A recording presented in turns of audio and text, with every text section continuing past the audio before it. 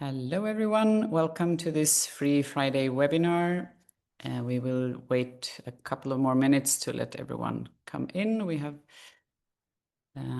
almost 250 registered for today's webinar, so it usually takes a minute or two before everyone gets into the Zoom room. So just wait a little while more before we get started.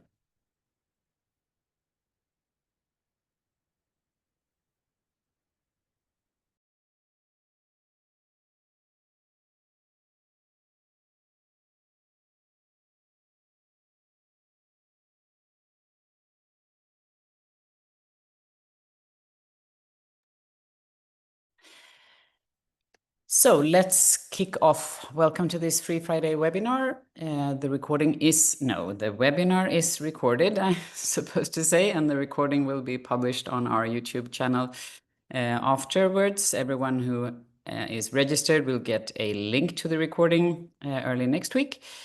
The webinar is automatically captioned, and you can use the CC button in Zoom. And microphones are muted to avoid background noise. And as usual, we will have a short presentation followed by an open Q&A.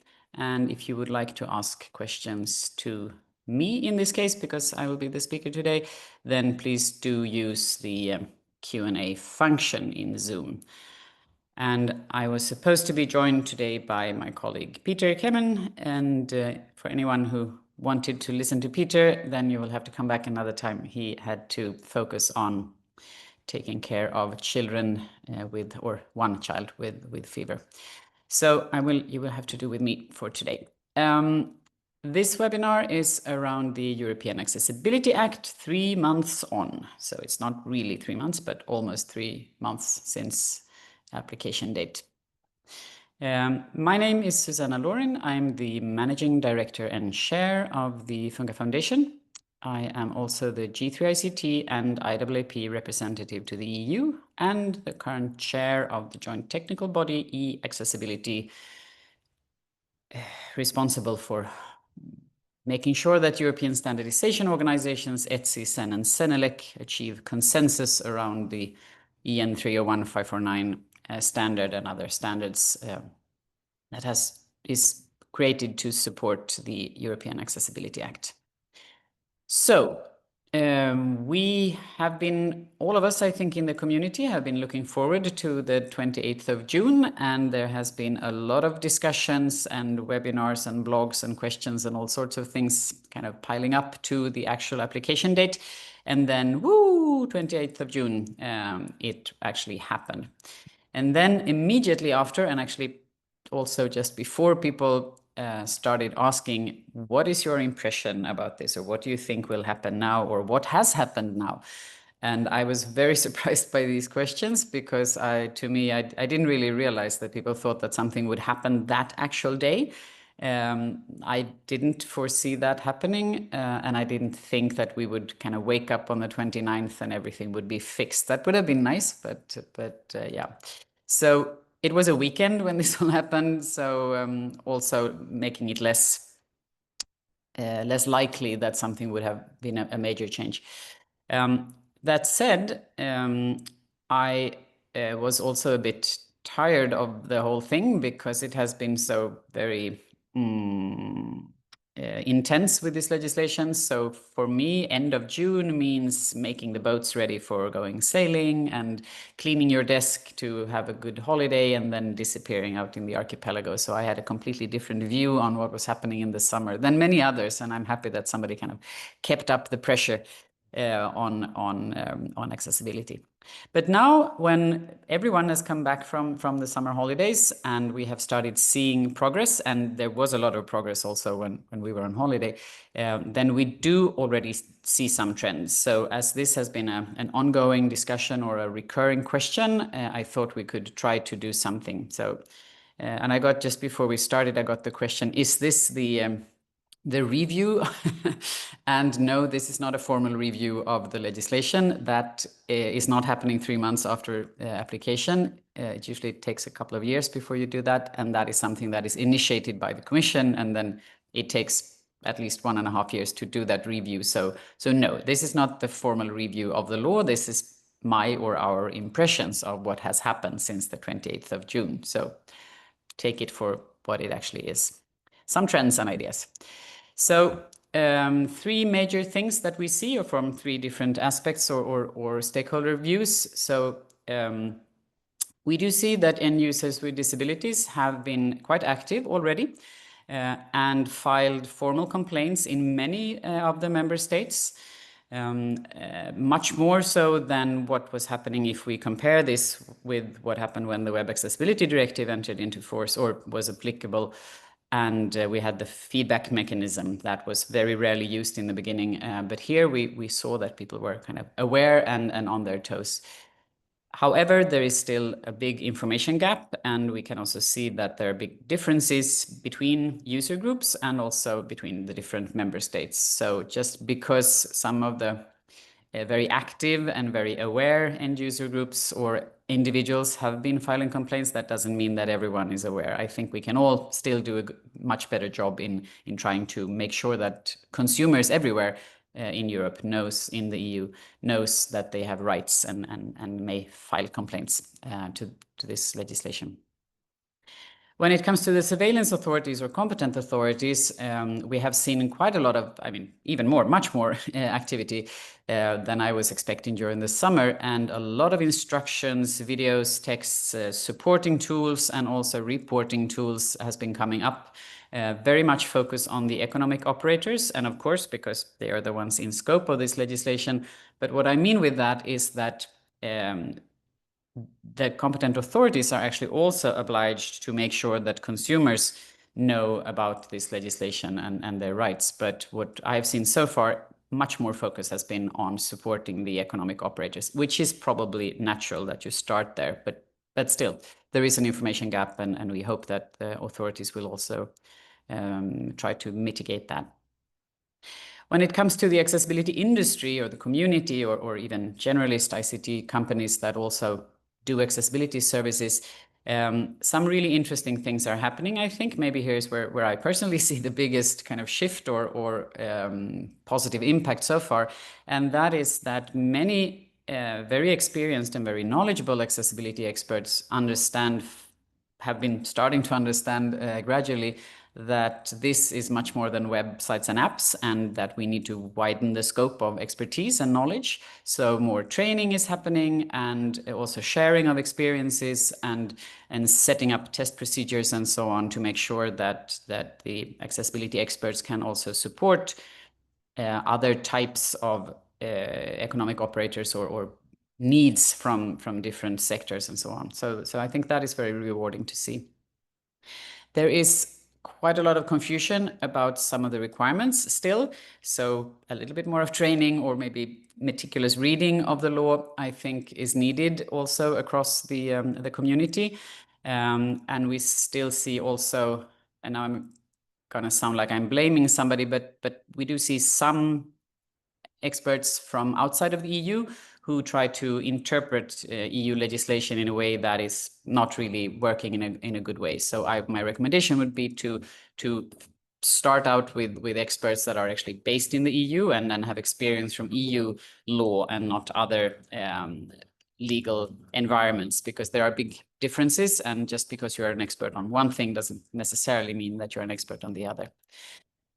For us internally here, we have seen a complete shift or really increase on from our assignment and projects that we have got, that shifting from kind of what is this legislation, are we in scope, what is happening or what is going to happen, to please help us with reporting and documentation. And this goes not only for economic operators in scope, but also for other accessibility experts. So I think that is a very clear trend that we can see. That now we are kind of here, the law is in place, and we need to start reporting. So I think that's an interesting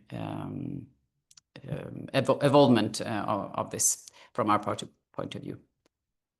So just digging a little bit deeper in the end user part of this. So if you look at the statistics, and I do not have statistics from exactly every member state and every surveillance authority and competent authority, quite many, but not everyone, and also might have numbers from slightly different dates. So I won't share numbers with you, but the trend is that there are many more individual complaints than there are complaints from organizations.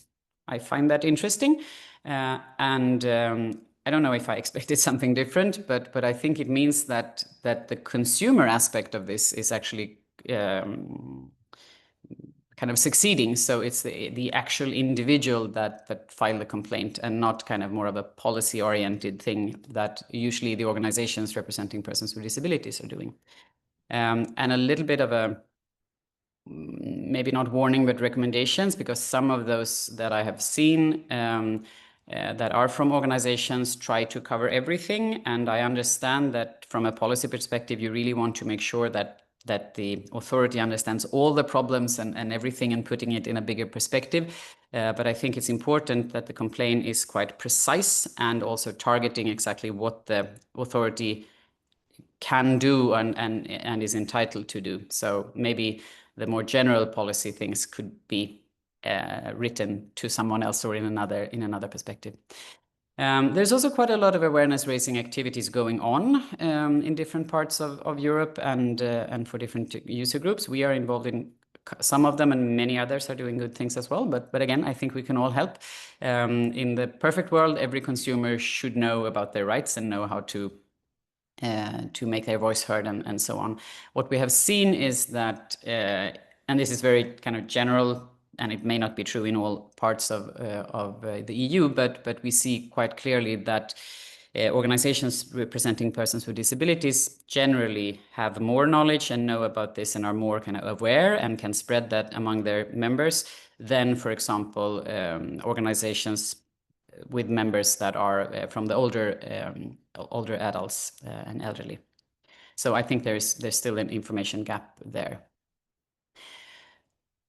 When we look at the competent authorities, there are quite big differences. There are some countries where they haven't really appointed, or it's not formally clear who is or who each of the authorities are, or they are still hiring people, so there is no contact person and so on. And some of them are also shifting responsibilities, so it's a little bit messy. But on the positive side, I know there's a lot of training going on, so a good opportunity, because many of these authorities, they are very good at surveillance and they have done similar things for many years and they know their sector, but they may absolutely not be experts in accessibility. So here is another opportunity for the industry to sell training and knowledge, I think. But that is really ongoing.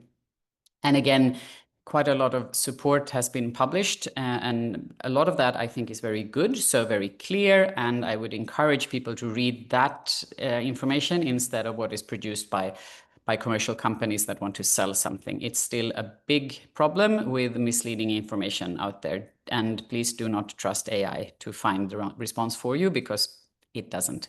So now we have more legal interpretation and legal support published by the competent authorities. Then that should definitely be your source. And then of course IAAP has a series where I think we provide good response, but really in general, I think go to the competent authorities. They are the ones that will handle this anyway. So that should be the source. When it comes to the accessibility industry and the ICT industry in general, there is a lot of talk, of course, and a lack of technical specifications. We are still missing the standards and so on, so that are still problematic. And another gap is the requirements for reporting that I think is sometimes misunderstood or not really taken seriously enough, maybe. Interesting also, all of these new territories, kind of that an expert that may only have been working in one country before now have questions also kind of cross-border. So that's the idea with this cross-border sales, and also the trickle-down effect, and also a quite much broader scope. Many of the accessibility experts haven't really been working with self-service terminals or support services or non-digital information before. So I think it will take some time before the community or the accessibility profession is really on their toes and being able to respond to all questions. And please, fellow colleagues in the industry, do not guess. If you do not know, point to somebody who does know, or wait until you answer and read up on it instead, because it doesn't really help anyone if we are guessing. And also here, of course, a lot of training going on to share knowledge and experiences and make sure that we kind of raise the floor with everyone who wants to learn more about how to consult around the legislation. Some concerns and expectations or hopes for the future, maybe.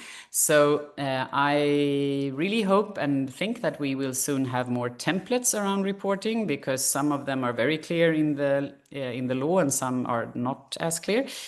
So I'm hoping for that to be harmonized and produced. When it comes to languages, there are, of course, rules around what languages you need to report in, and the support services and information and so on needs to be, and the consumer-facing information and support needs to be in the kind of official languages, but there are several kind of fringe situations with minority languages and countries where there is more than one official language and so on, and how much. I mean, it's a balance here. The consumer needs to have the correct information in his or her own language, maternal language, of course, but also it can be very, very hard for the economic operators to know if it's really feasible to produce language and keep information updated in each little language area where they may not even be aware that they're selling their service. I mean, a product is easier because it kind of stays where you put it, but for a service that can really be sold across borders. So I think we need to get a little bit more clarity on exactly what we require from some of the operators here. The testing procedures, of course, measuring, interpreting, all of that, it has to do with the standards, but also with how we test things and how we surveil things. It's the same issue that we have already with the EN requirements that go beyond WCAG and therefore do not have any understanding documentation connected to the presumed conformance of the Web Accessibility Directive. And here we have, it will not be less when it comes to the Accessibility Act. It will be more of those unclarities. So I really hope for the community and all the professions to get together and try to solve that. So there's a series of workshops already going on with the current situation. And I hope for that to continue or something more formal to take place to make sure that we all measure in the same way and have the same test methodology. That is always helpful.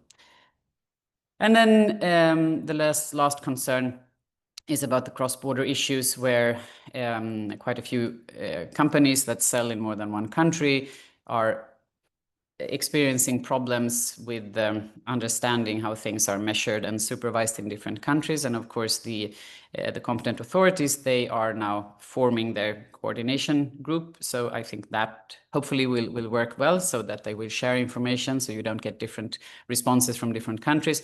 But when the complaints go to court, or if they go to court, then that is a national thing. And of course, the courts in different member states can rule in different ways. And that would be less coordinated and maybe very difficult to handle for global companies. And we see that happen in other sectors already. So that could definitely happen also in accessibility. So 3 recommendations or tips, and I've said this many times before, but really the competent authorities are here to help. So if you are in scope of the legislation, do not go hide and do not sit there and wonder whether you're doing the right thing or not. Ask the competent authorities proactively. That is always a plus, is seen as a bonus. They are there to support you, and that is a much better way to kind of clarify what is happening, and you can explain your situation and so on, instead of being in defense mode, which will be the case if somebody is complaining or if they proactively audit you. So that is my recommendation. Another recommendation is to communicate, especially with users, because it's not always legally required to produce every part of this documentation and reporting and so on consumer facing or publicly. But I think it's often a good idea to make sure that the end users or the users of your product or service are informed about the accessibility features or lack thereof. That is also a good way to avoid a little bit of complaints and conflict maybe. And also it's just common sense that it's a good thing to do, and it's a nice thing to do for your for the buyers or users of your product or service. And of course, collaborate. You don't always need to buy expensive consultancy support for everything. The best experts on accessibility is usually the end users themselves. So do work together with end users and organizations representing users with disabilities. That will enlighten you and make sure that you understand all the requirements much better. And it's also great fun because you learn so much from it. So those are the tips for the future. And yes, that was what I had for today. So now we have a little bit time for questions. And let me see if I can find the questions and answers. Yes, so who is going to jail in Ireland? Yeah, that's a good question. So the Irish transposition in the potential for enforcement, there are penalties, but there also the law says something about prison, going to prison. I do not know. I doubt, and I hope that no one is going to jail, but I don't know how that is meant to be. We have to ask somebody that works with the legal interpretation in Ireland. I do not know who is going to go to jail. Does the EAA require to respect the EN 301-549 standard or something else? No, the European legislation do not require you to use standards. The standards are always voluntary. That's important to know. But we have, with each of this legislation and also this directive, we have standards that act as presumed conformance, which means that they are supporting documents with technical specifications, helping you to fulfill the requirements that are in the law. And that is the EN 301-549 and also two other existing standards. All of these three are being updated right now, so they do not exist in their harmonized version yet, that harmonized to the EAA. And we're also creating 3 new standards from scratch to further support the EAA. And then there's a technical report, and then it's the implementing act on EPUB. So there's actually 7.5 standards to read up on, and they are not yet published. So that is an issue, of course. But again, that's a voluntary document. Many use them. But in order to foster innovation, the European Commission also allows you to meet the requirements in another way. Then you need to be prepared to explain how you do that instead. So what does the new legislation mean for public sector? In Sweden, is it still DOS-lagen, which is the Web Accessibility Directive transposition, that regulates, or does the new legislation mean that public sector also need to offer accessible support, for example? Good question. No, the public sector and bodies governed by public law are still, nothing has changed for them when it comes to the Web Accessibility Directive, and this is not an extension of that directive. This is a completely different law. And this legislation only covers certain products and services. There are public sector bodies that sell things, and then they could potentially, then they may be in scope of the new legislation as well. But if you are not selling anything and not providing any of the products or services that the new law covers, then you are kind of where you were before the 28th of June. That said, the procurement directive is affected by the European Accessibility Act. So the new law actually puts more strength or a bigger stick to the procurement directive, which is very interesting. And also the technical report that will be soon to be released is supporting public procurers on how to buy accessible. So that will hopefully help public sector to become accessible by default instead of first building something that is inaccessible and then fixing it afterwards. But the Web Accessibility Directive stays the same for now. It may change in the future, but the two laws are completely separate. What impact do you think EAA will have in the long run? Well, yeah, I don't know, but I think and I hope that it will get more focus and awareness on accessibility, and because it's such a broad and ambitious law that it will make, I mean, I would hope, maybe don't think this will happen, but my the goal, I think, or my hope is that in 10 years or something, then accessibility has become kind of the standard way of doing things, and you don't need experts because everyone is doing it the right way instead of first doing it the wrong way and then something else. But I do think it will have a big impact. Yes, I do. I think that's kind of between the lines of the questions, but I don't think I or anyone else can know exactly what the specific impact will be. And then we have a couple of questions on the more or less the same thing. Is there a central place where we can look up the information about who are surveillance organizations, and is there an official centralized list of competent authorities? So far, I do not think so. I haven't seen one, at least, but there are several people and organizations in social media that try to collect them. So there are a couple of lists that you can find, but I do not think, to my knowledge, there is nothing from the Commission around that. But I have said it before in webinars like this, and I say it again. I will push for it, and I have started pushing for it already, and I will continue pushing for it because it's a recurring question. I think it would make sense to have a centralized list, but in my view, it should be made by the Commission or somebody at EU level and not someone else. And I may be wrong. There may be one that I don't know of. The organization I am with have filed a complaint, but nothing happened. How can this law ensure that the needs of persons with disabilities are taken serious? Yeah, so there is no information here about where or when or how, so it's a little bit hard to describe or respond to why it feels like nothing has happened. I think you can, if you file a complaint in the way you're supposed to do it, then of course you should get some kind of feedback or response. So that is something you can require, I think.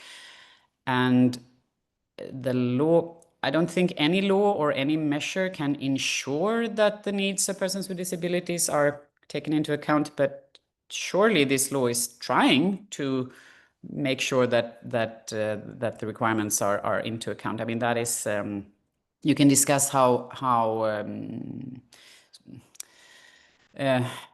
important a law is compared to other things in society, but I think many stakeholders think that legislation is the strongest policy measure that you can have, and we have now quite a strong legislation also with a big stick, which is both penalties and also a possibility to take products off market. So I really think that this, if anything, can ensure that persons with disabilities needs are taken into account. I think this law will at least support that. Okay, so that was what we could go through today. I will certainly come back with new trends and new ideas, and please welcome with all your questions. We are doing many things, and I'm also in charge of the IAAP LinkedIn series around EAA, so there are plenty of places where you can ask questions and discuss these things. I would like to finish off with marketing our new e-learning platform, accessible, multimodal, very good. We have right now a 50% offer, a discount introduction offer on our certification preparation courses. So the CPAC WAS and ADS courses, we have 50% off if you make your order before the 30th of September, and then you can start the course much later, of course. So I will share the QR code here, and also I hope that my colleague is putting the link in the chat to this offer. And for you to get the 50% off, we ask you to provide feedback on the course content.